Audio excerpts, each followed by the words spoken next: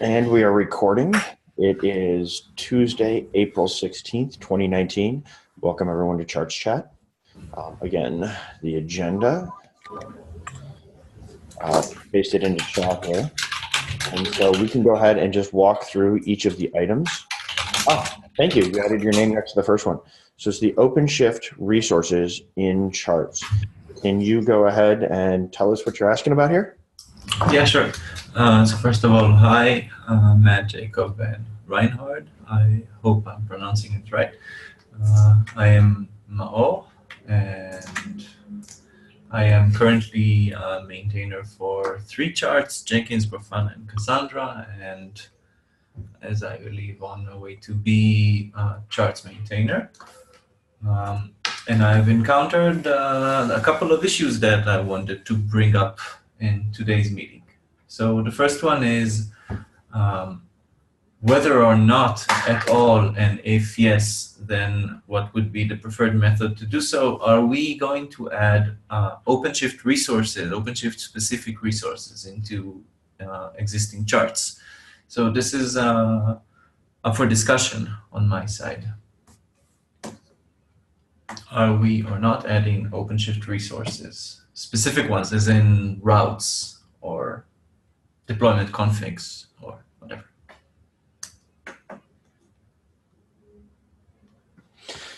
That's a great question. I haven't thought about it. Does anyone else have an opinion? I think I could chime in here a little bit. I've worked a decent amount with OpenShift, as well as some of the charts that are maintained publicly in the charts repo.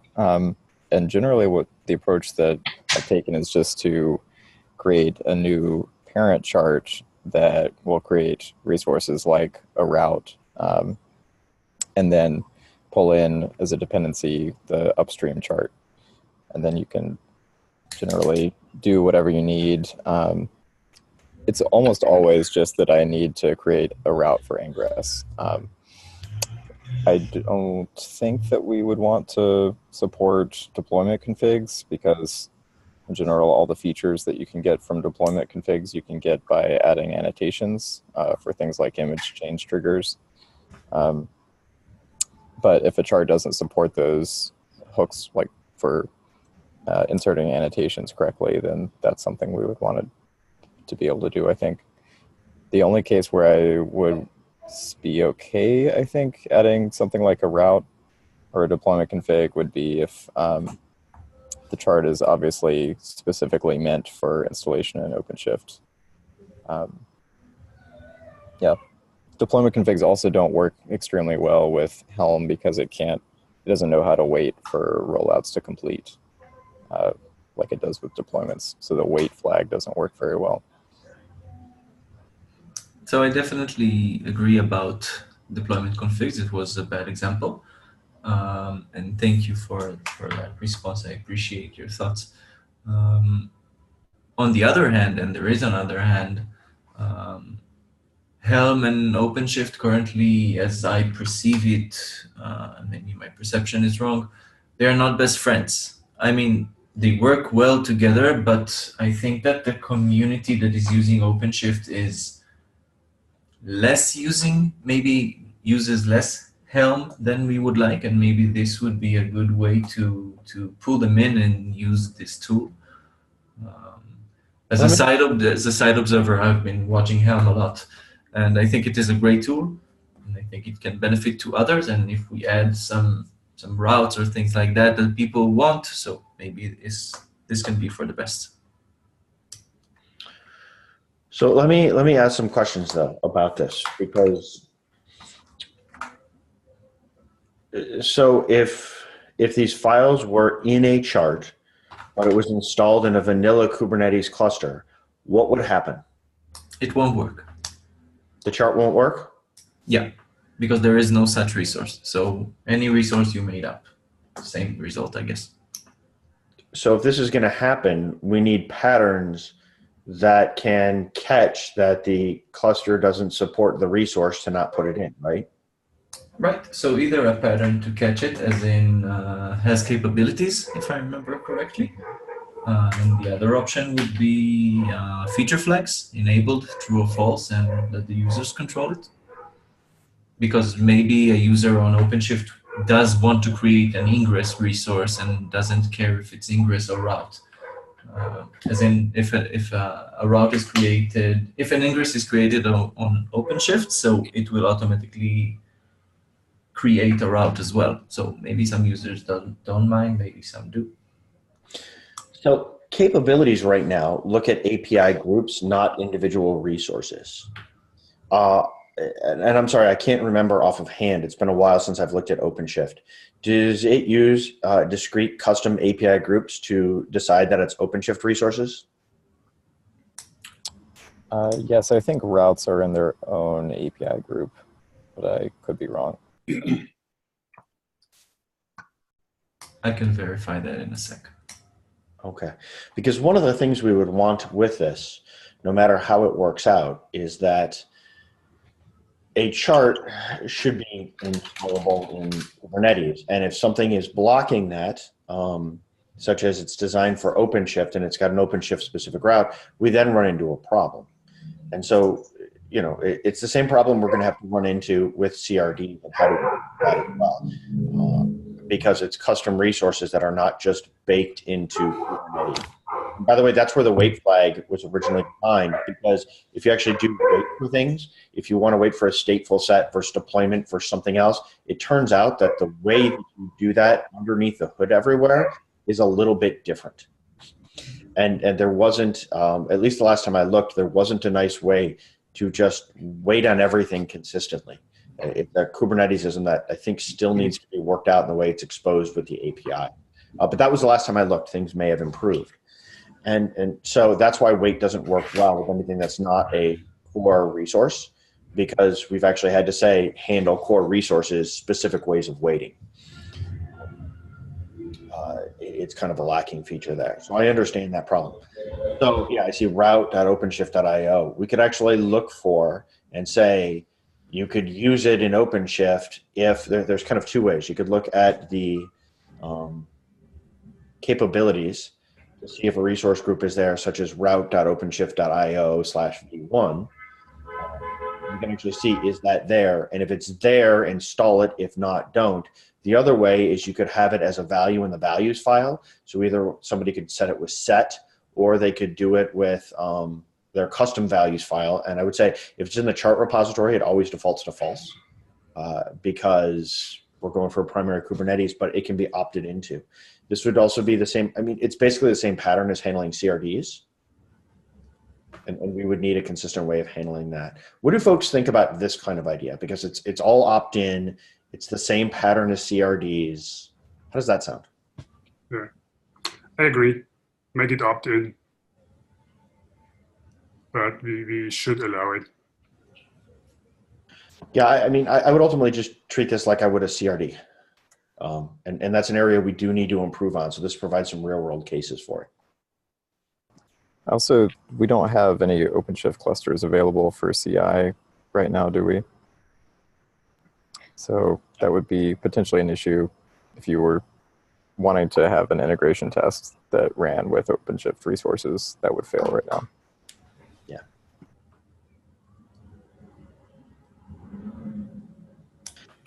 All right, so sorry.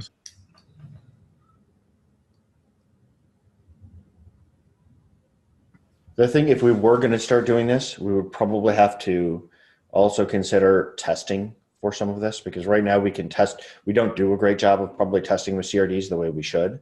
But with this, we would have to even figure out how do we do it, because it's not just a CRD. We would need OpenShift. We would probably need a place where we have OpenShift origin installed and an easy way to do that. And then be able to just stand that up and then try this. And so that gets a little bit more complicated. I don't know if we'll get to anything like that before we deprecate the charts repos. By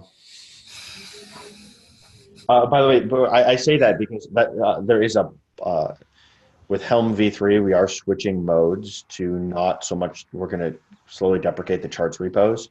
And I don't know whether we'll keep some of them around in a new repository, but the existing chart repos will go away sometime when Helm v2 is no longer supported. I'm guessing that's going to be 6 months after V3 is finally released, because we're going to have an overlap period. And then we want folks to more or less start self-hosting things.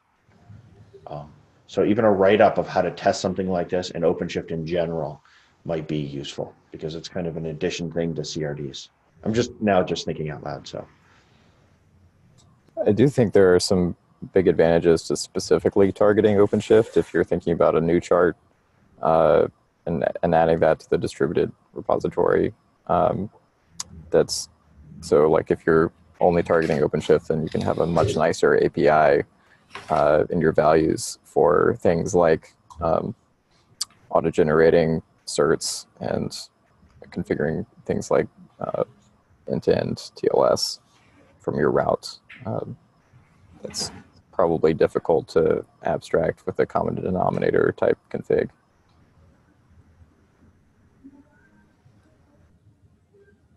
I mean, you can always just import a block of YAML from values.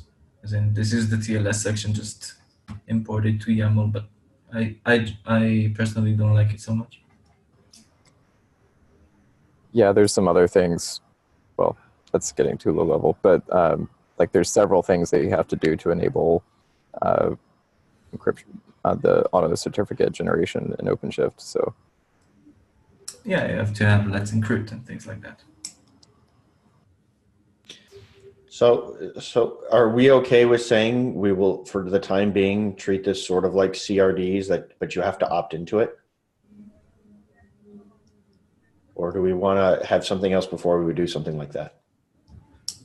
Can I ask a newbie question? Please. When you say opt-in, how does that come into implementation? As in enable true false?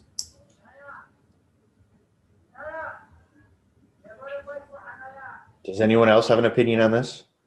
Because there is capabilities as well.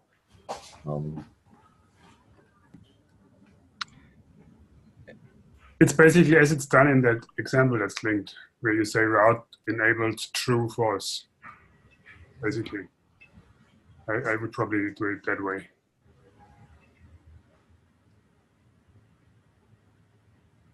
I mean, after we have true false, adding the capabilities is just a safety switch, essentially. So if someone opted in, chances are that they have that capability. Yeah, I mean, even I probably wouldn't use capabilities because, like for a route, you would have to make it optional anyways, just as we do for Ingress. So there's no need to check for capabilities, I'd say. when you run Helm template, are all capabilities just turned on by default? The core ones are turned on by default because there's no cluster to test against to query for the capabilities. Right. We just have a set of core ones that are mocked in. And so the capabilities here would say it is not there because we don't have a cluster to query. And what will usually happen in a chart in this case, as far as I saw until now, is that we will have like an if has capabilities else, and the else would be like the default case. So it sounds like maybe using capabilities for OpenShift resources might break the Helm template pipe kubectl apply workflow if you wanted to use OpenShift resources. It would right now, yes. Okay. That seems like a good reason not to use them then.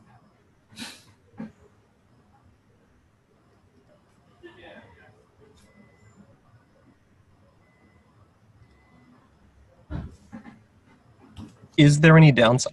Hey, everyone. Sorry, I was a few minutes late. If I understand correctly, there's an option that only applies to OpenShift clusters, and the question is, should certain charts support that, and if so, how? Is that right? Okay.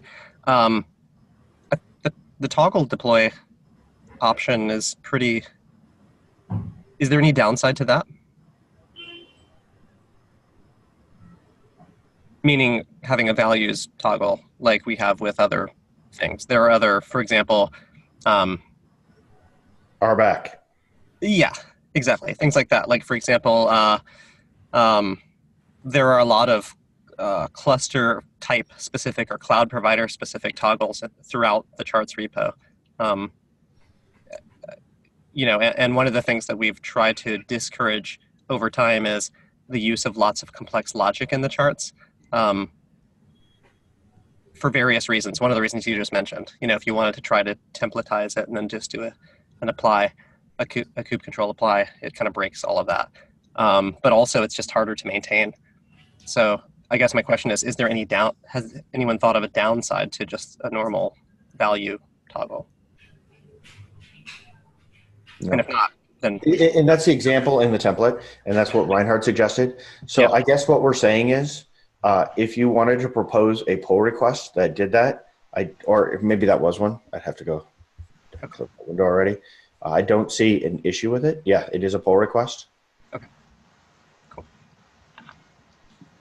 Sounds good. All right, so as long as it has an on-off switch, that would be awesome. But defaults to false. Yeah, for sure. We don't want any routes going on created on any Kubernetes that they don't know what it is anyway. All right, okay. So I'll bring that decision into action on that pull request and also carry that forward. I'll add it to the notes. Has anyone started taking notes, minutes? No. You go ahead and feel free. I was gonna add that in here, but you can go ahead and add them in yourself.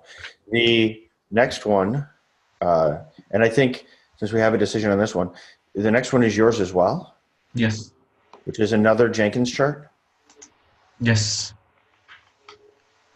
So not really another Jenkins chart. I've been talking about this with Vic and with Reinhard last week. So we have come to a certain point with the Jenkins chart that is rather confusing for me as a maintainer and for users. So the chart is, I don't know how old, pretty old. One of the first charts to be in the repo, as far as I know, and it is still in major version 0. So as a maintainer, that is conflicting for me, because if we want to make breaking changes, so on the one hand, we would want to bump the major version, so users and automation are not confused by that. And on the other hand, this is major version 0, which according to Semver says anything can change at any time. And the chart needs work, and it is being worked on. There is I want to believe, and I feel it, that there is a strong community around this chart. Many people use it, and many people want to contribute to it. And because it needs a lot of work, so Vic and I were talking about pushing forward to a 1.0 chart that will follow all best practices, and we will also try to simplify it along the way. And we have come to a hard stop on this because I personally, and if that was a mistake, so I'm sorry for that, but I took the decision that we only bump the minor version for breaking changes, since this is version 0, and we wanted to make version 1.0 like a declaration more than just a version bump. This is the new Jenkins chart, and here it is, and you're all welcome to use it. So after making a couple of breaking changes and getting complaints about it, so we thought that a good solution would be to make a copy in the incubator and work on development there, and only apply fixes or patches to the stable and also to the incubator. And after this work is done, which is not such a big scope, I estimate it in 2 or 3 months of open source community work, it will be brought back from the incubator to stable with a version bump to 1.0. So that was the idea behind creating the incubator Jenkins chart. And I was asked by Reinhard to bring it up for discussion in this chat. Okay, I think I misunderstood. I thought you wanted to completely move it to incubator for a while and then move it back to stable. No, the decision that we made with Vic was to copy it and allow people to still use the active version. And my interpretation was to allow for fixes to go into stable, but not anything new or anything breaking. That will all go to incubator and then come back from incubator, and incubator will be gone, just like now.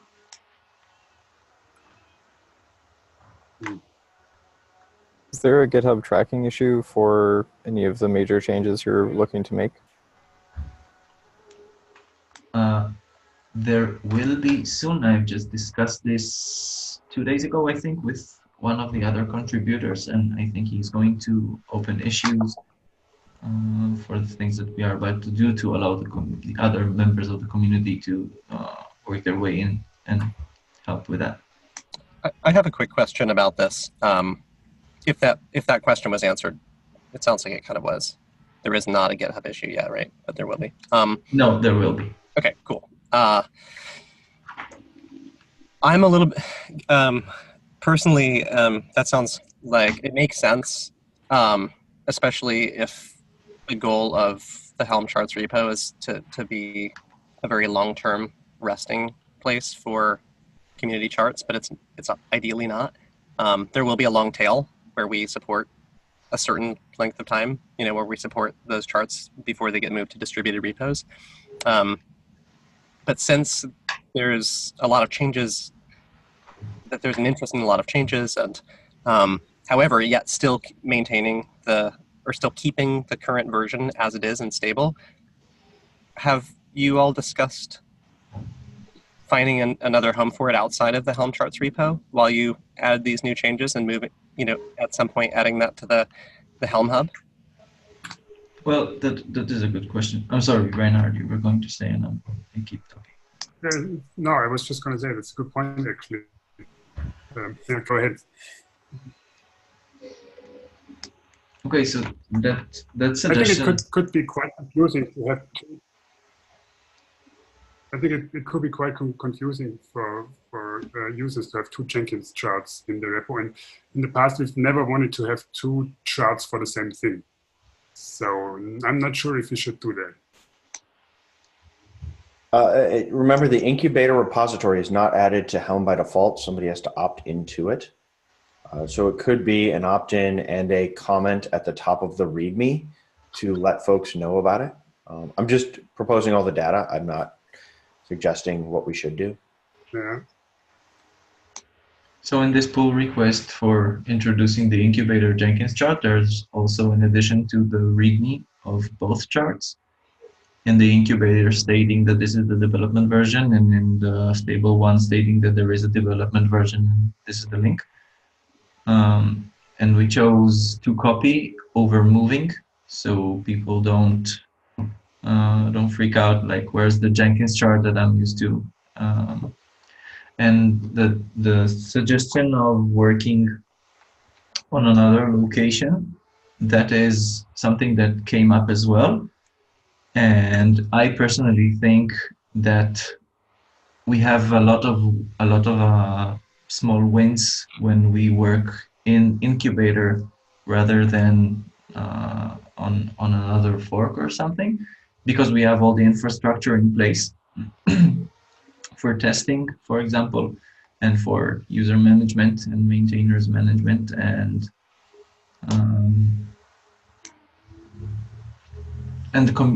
everyone knows this repo. And if I fork it now to my own and say, okay, let's go work over there. So yeah, there's also the competing of, you got to have the DCO sign off on all the commits, which may not be checked elsewhere, that kind of stuff. If we were going to look it back in.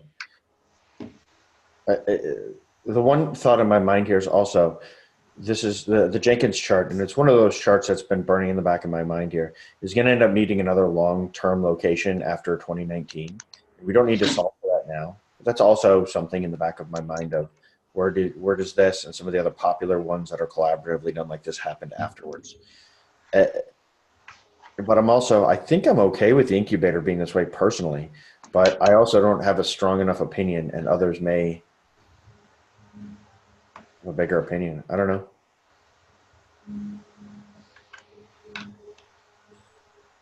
but I'm just one of many.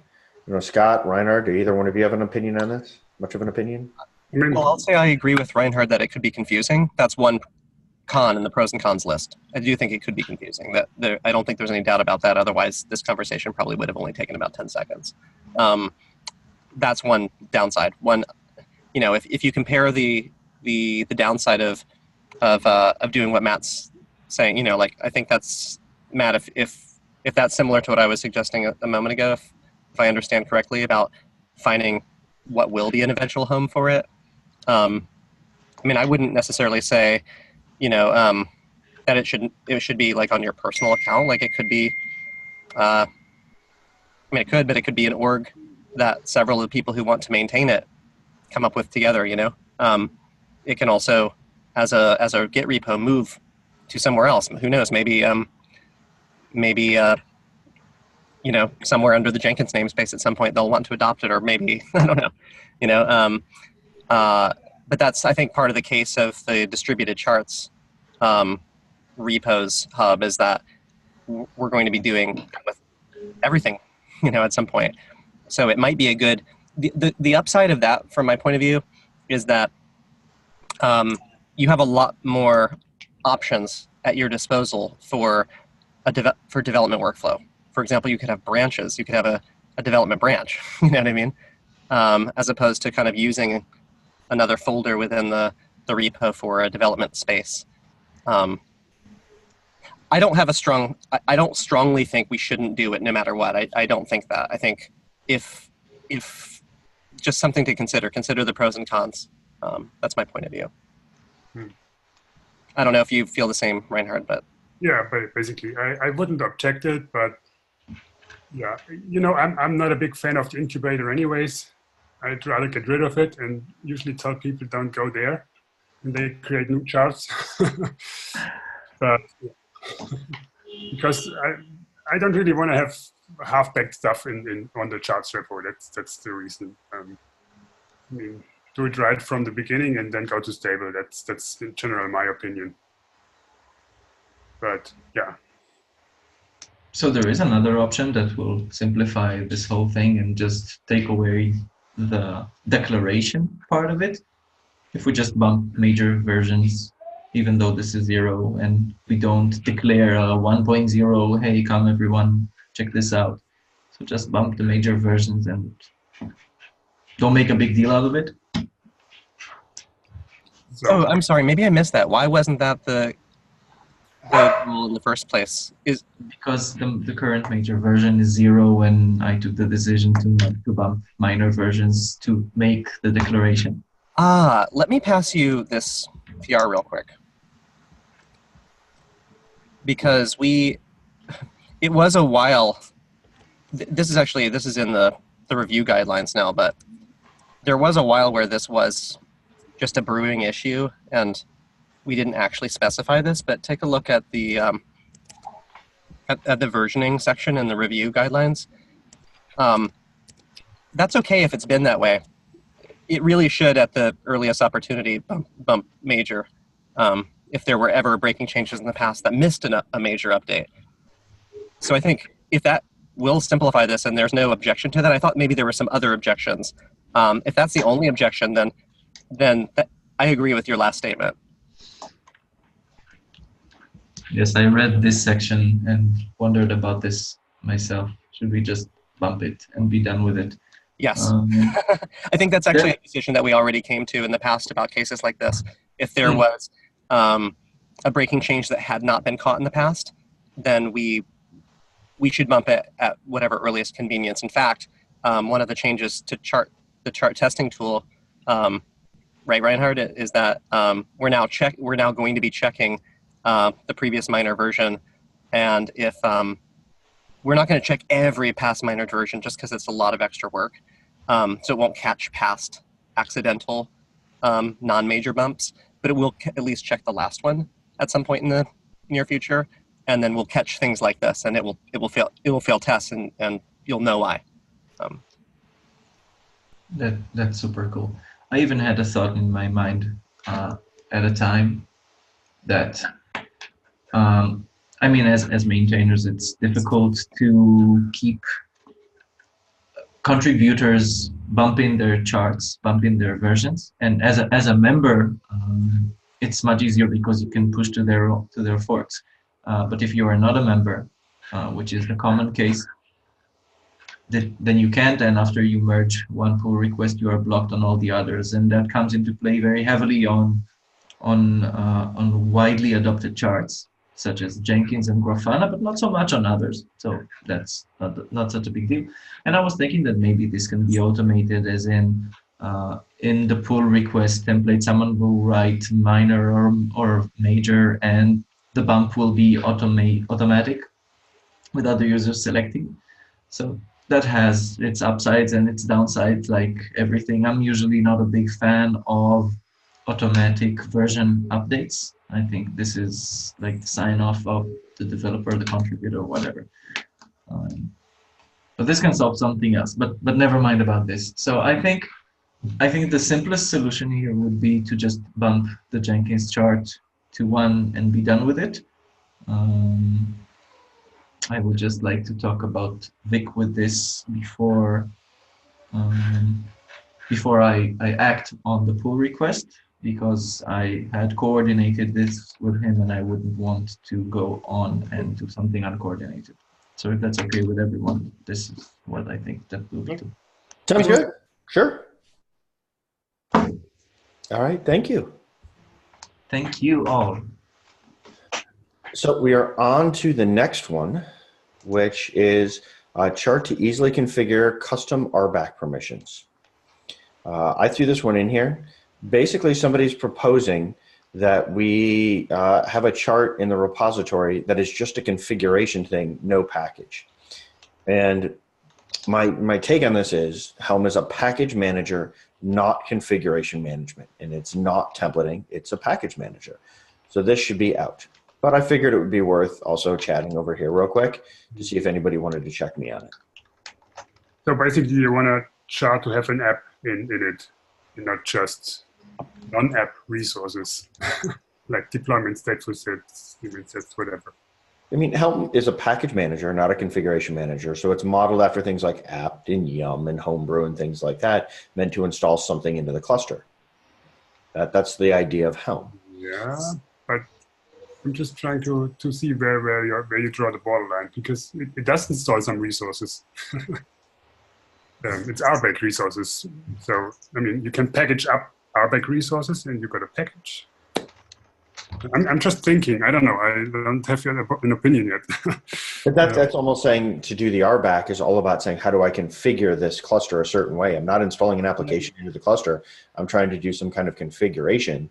And so that's configuration management, which is supposed to be out of scope for Helm, because it's not installing an application into the cluster, which is the idea of the package manager, which is Helm's thing. Because once you go down configuration management, Helm's not a great configuration manager. And that was always intended to be a layer on top of it. If I understand right, like Helm file, Armada, heck, even there's Ansible things that you can use here, right? And so the idea was for configuration management to do those rather than use Helm for it. Yeah. This was the original intent. I'm just conveying the intent of Helm, not so much my opinion. Other people have defined that long before I got on the project.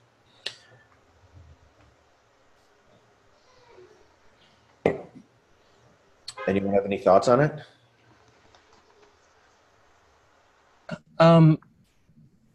My thought is this seems like a utility. I mean, that's an interesting point too, the history part. My thought is this seems like a utility tool, kind of something not the same, but similar to Common Chart. Hmm. You know what I mean? In the sense that it's not really in itself a package of configurations to run an application. It's its own type of utility to help to make other Helm-related or Kubernetes-related convenience things happen. I mean, I've developed a chart for network policies, really similar to that one. I didn't publish it, but I used it in a project. It worked out nicely. It is a use case, in my opinion, having like meta infrastructure charts being deployed and before other applications come up.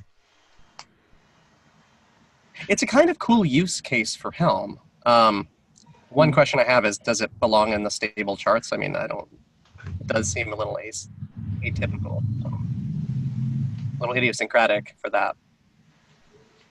But it does seem interesting. Well, the author created the version to be 010. Well, that should certainly be a 1.00. Yeah, or maybe it should be an incubator and stay at 0. Yeah, because Common Chart was meant to be a library chart imported by others. It was never meant to be used on its own. Yeah. And I know there are a lot of folks who do use Helm for a bit of configuration management, even though it's not its intent. Heck, I'll admit I worked at a past company that used, in a past department, that used apt for configuration management as part of its configuration management. Not a case I'd ever imagined, but that's also where I learned to write apt packages, because that was not something I had done before. I mean, who defines what Helm's intent is? Why shouldn't you use it to configure things? Helm, it's a poor configuration manager. Most of the Kubernetes configuration management tools these days, I would argue, are pretty poor compared to what came before it. Right? Like the tools that I all used before I got into Kubernetes, all of them meant that end users and developers who deployed things, for example, never had access to secrets. Like straight up, you couldn't even query them if you wanted to, and that unless you got some kind of elevated privileges that were tracked for a short period of time. They have rollover strategies for credentials, all this stuff. And the whole idea was really simple. Don't put it in developers' hands, you cut down security leaks, right? And here in Kubernetes space, the secret details run wild everywhere. And I know of lots of cases where things were accidentally leaked because configuration management tools tried to solve those problems, and we're reinventing the wheel a little bit there. And so that's why I say everything's a little bit poor in this space. But I know Helm was meant to be a package manager, and that's why it's billed as the package manager for Kubernetes, not the configuration manager, right? Would you use apt or yum or something like that to do your configuration management is the way it's been billed by the Helm folks, the people working on the Helm client. And that's the way it was always intended to be, going back to its earliest days as a project. And so that's why if it is going to go into configuration management space, it's probably a real conversation we need to have. It's one I tried to broach a while ago, and I was basically told, no, we're not going there. Because I was hoping to have it go a little bit more configuration management, and I was redirected that we need more tools on top that do that. At least this is the way it was redirected to me back then. Just to give context.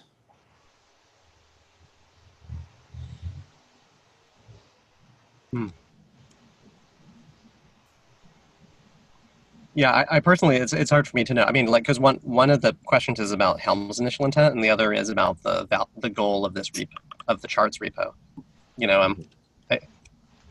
Maybe we're not very strict about it, but it seems, at least according to like what I thought the charts repo was, it was a curated selection of applications packaged, in Helm charts. Or packaged in Helm charts. Do we actually say that? We do say that. We say that in the README, like the very first line of the README, basically, or one of the first lines in the README. I read that. Charts are curated Emphasis on curated. Yeah. Yeah, Curated applications for Kubernetes. Okay. Yeah, I mean it's not a legal document, and we may, you know what I mean.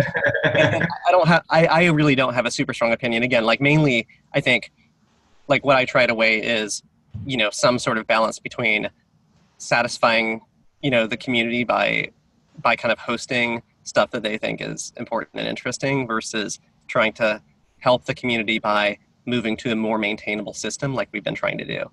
And somehow those two don't really go together very well. We're actually trying to move things off into like self-sustaining, more granular repos. We just don't have all the tools to make a one-button click, deploy or one-button click, like let's host your repo easily. And I mean, we're working on those things here and there, but it's not quite there yet. So part of me is tempted to say, come on, guys, let's just not add stuff like this that's outside, like we're already adding charts. Let's not draw outside the lines too much. And the other side of me is just like, well, who cares? It's not going to hurt anything. As long as it doesn't break our tests, cause us more pain and suffering. I don't know. Those are the things to balance. I feel like if there's a strong case to be made that it's just not the right repo for it, then fair enough. If someone really wants to put it in here and really wants to maintain it and they think it's great, then I guess it can't really hurt us. So clearly I'm sitting on the fence here. Maybe here's a suggestion. Because this is curated applications, it's not applications. Helm wasn't meant for this. We can simply say it's not here, but we're also trying to push people to other locations. So I say, you know what? Please go run your own repository. And make that as the suggestion for it, to say, you know what, we're not going to stop you. We'll even tell you how to run your own repository. It really doesn't fit here. And that's another push of somebody actually self-host, which is our end goal of getting people moving in that direction, right? It is our end goal. And actually, that could be a very friendly way to say, but please open a pull request. Just open it in the Helm Hub repo for attaching your repo to the hub. But people want to be contributors to the chars repo. That's why everyone is good. No, seriously. I mean, I don't know how long you have been or the exact degree, but me as a young contributor to this project, I just want my name on things. And adding charts is an awesome way to contribute, and pushing away is hard. Plus, there are a lot of limitations. There are a lot of limitations around in the Helm Hub repo about how a hosted repo should look like, what kind of test it should do, it should have, and things like that. And this is hard. I've only seen one that met, I think, almost all the conditions, and not all of them also. But yeah, I mean, what is missing in this chart is an owner's file. And if this person wants to be an owner to his chart, and it is here, and be a contributor along the way, so. Yeah, but we find that a lot of people actually don't own their charts after the fact, which puts a big maintenance burden on us, which is why there's so many open pull requests, because it's so much work for a small set of people that we just can't keep up. And so there's that element too. Right? Which is why I'm very happy to suggest people go elsewhere, because I imagine they're going to throw it up. People are going to make pull requests against it, and we're going to have to now start maintaining another chart, which is what I see every time a new chart comes in. So there is that, and we are, no matter how hard we try to keep up, there's so much activity in the repo, we just can't. We physically can't do it. And then, of course, people are unhappy with us because we can't respond to their stuff quickly enough. But at the same time, many of the people or maintainers aren't responding to their charts anymore. And so we're not getting help from them. And so it's a complicated problem. And at least if it's in another repository, then somebody else gets the blame for not being responsive instead of the Helm project. Maybe it's time for new maintainers. Like, create an issue, call for maintainers for all charts. Come on, send us a mail. Prove that you are worthy, and come on, be a maintainer. I know that I'll be the first to reply for this. Oh, you're interested? Be a reach out to me maintainer? offline. Reach out to me offline. There definitely is a way to do this. I mean, the main way is... No, hold on, please. I am already voted in to be a chart maintainer, I think. Yes, So just waiting for me. Because to set you up, I guess. Yeah. Oh, it's a pull request away? It's a pull request away. Ooh, for other make the people, pull request and send it over to be approved. I'll approve it. We already voted on him. Yeah, so we need, yeah, that's right, I forgot. That was while I was on vacation. Congratulations. We need the pull request in, and let's get that going. Yeah. Yeah, I mean, I guess also see how you feel like 2, 3, 4 months from now. Yeah. I feel the burden already. Don't worry about it. Yeah, so I mean, the Jenkins and Grafana together. This is a big amount of work. The question is not so much about you. Like, clearly, it's about other people, right? And there already is a process for doing this. Anyone is already welcome to like help review and make existing pull requests better. That just doesn't happen very often. So, the more effort that can, I mean, if more people can do that, awesome. That's great. But so far, the winning strategy, the one that we're moving to, or that's already decided on, is to move to distributed Helm Hub, distributed repos. Okay. It's just we know that there's tooling. Sorry, Reinhard. There's tooling that will work with that, and then it may not be that the number of pull requests goes down. They just will be isolated to each project. That makes sense. Go ahead, Reinhard. Okay, yeah, sorry. I was just going to say we tend to run out of time. Should we try and get the list through today? Yes, we should. The next one actually gets into the owners files stuff, because I've seen a number of requests for owners files, and I'm finding that there's a bunch of names showing up in there where folks don't have commits to the charts repository. In some cases, they are Kubernetes org members already, and so they're trusted over there, which if they're Kubernetes org members, according to our process, they can automatically become our trusted collaborators. But that doesn't necessarily mean we should stick them in owners files. And so I'm seeing a bunch of names come through for people, but I'm looking at it going, but they don't have a bunch of commits against charts or against this repository. I can't track pull requests. I mean, why do we want this? And this is not documented. It's just documented. People can be added as owners. The example I added, it's just a new chart. And they probably, I didn't check the names, but they want to add a new chart and want to maintain it and want to add themselves as owners. So why not let them? I mean, this is what we want. We want people to maintain the charts on their own. Why do we want to have some track records? The reason for the track record, and we want somebody to be trusted, is because it runs through Kubernetes CI. Right? And so Kubernetes CI does not have the multi-tenancy caps that you get in other places.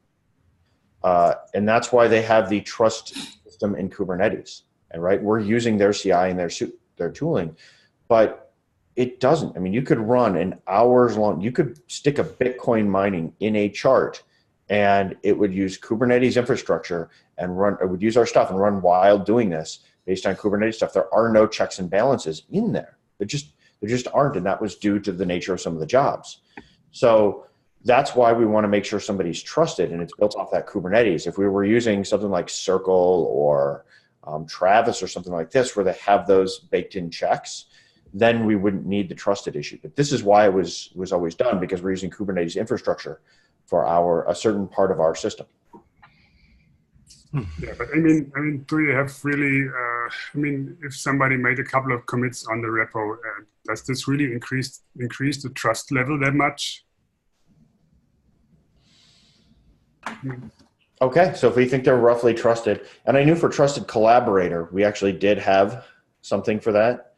This is why I brought it up to talk about. So we said, all right, you're right, we don't under that. What do we have under the trusted collaborator? You just have to get sponsorship. All right. I mean, if somebody asked me to become a collaborator, I would always add them. Okay. I've been a little bit more cautious with it. I rarely say no, but okay. Then I'll go through and handle this. I just wanted to clarify, because we're being much more liberal with it than the Kubernetes folks are, and we're using their infrastructure. So I think it's always worth us talking and checking and being aware with it.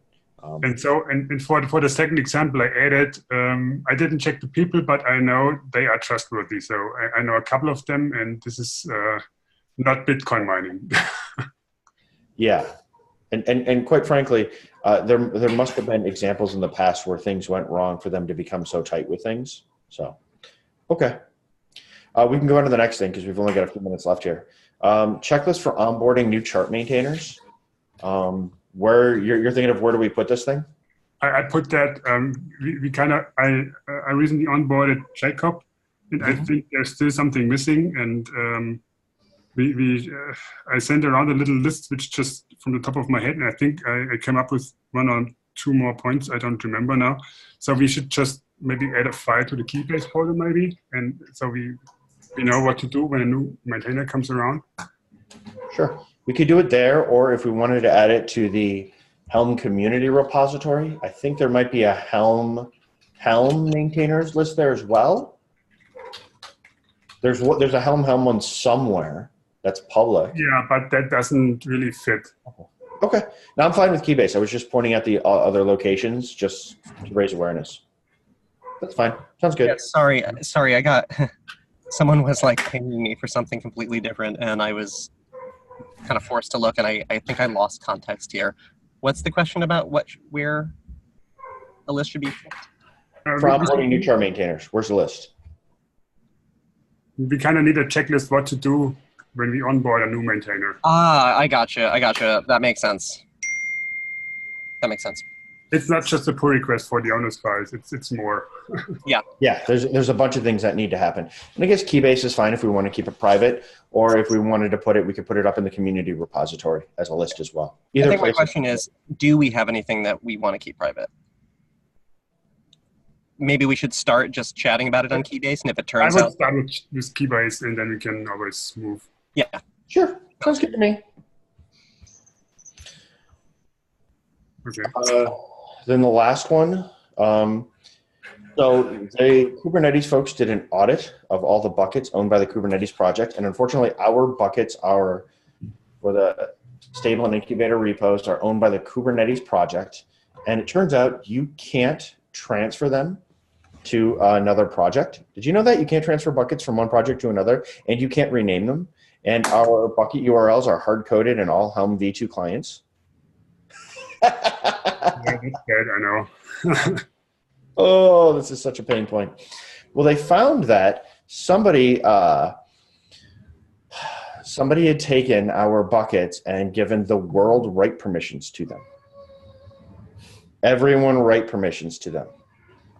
And of course, in the charts repository, we couldn't even tell because Vic is the only one who has access to this. So we didn't even know that the world had write permissions to it. Yeah, wonderful, isn't it? And so that's something that happened. So this is a reason for us to get off.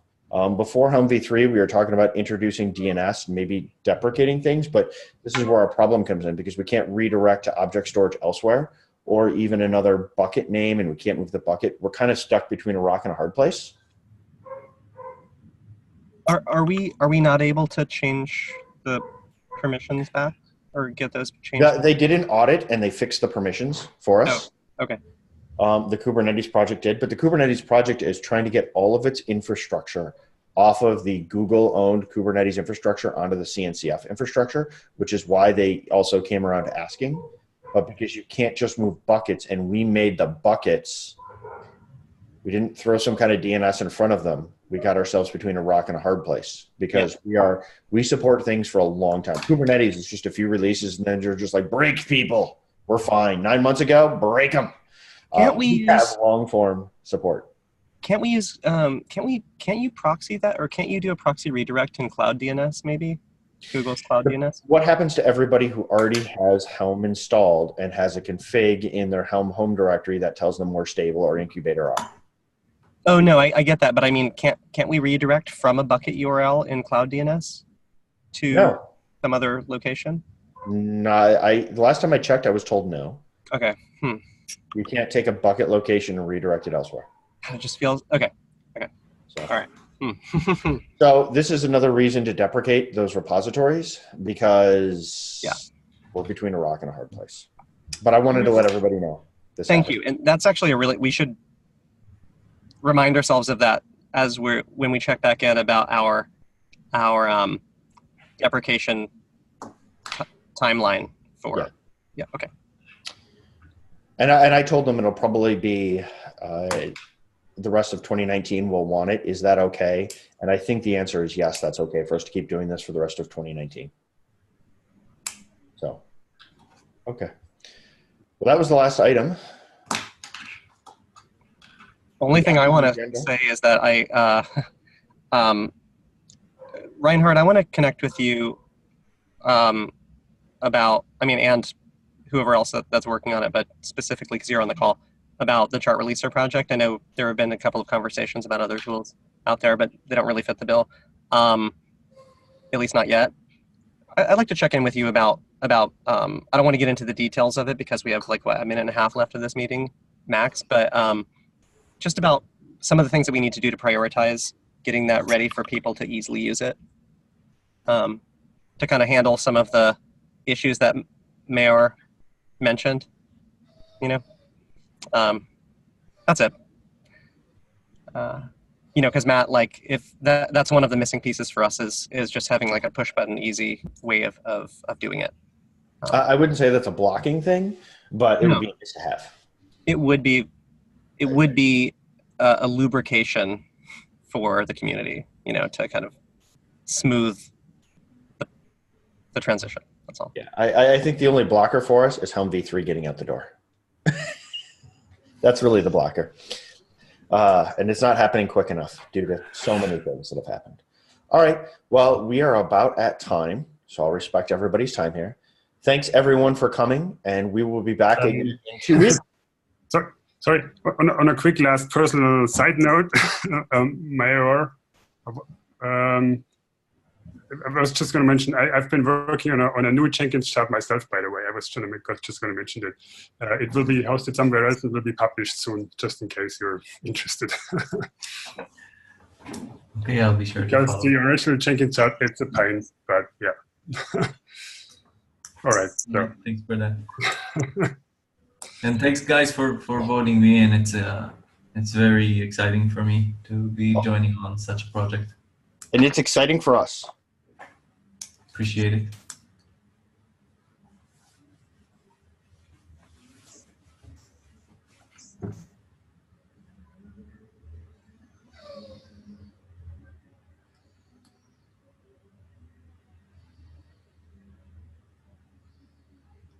All right, so if people can still hear me, have a good evening, everyone, or morning.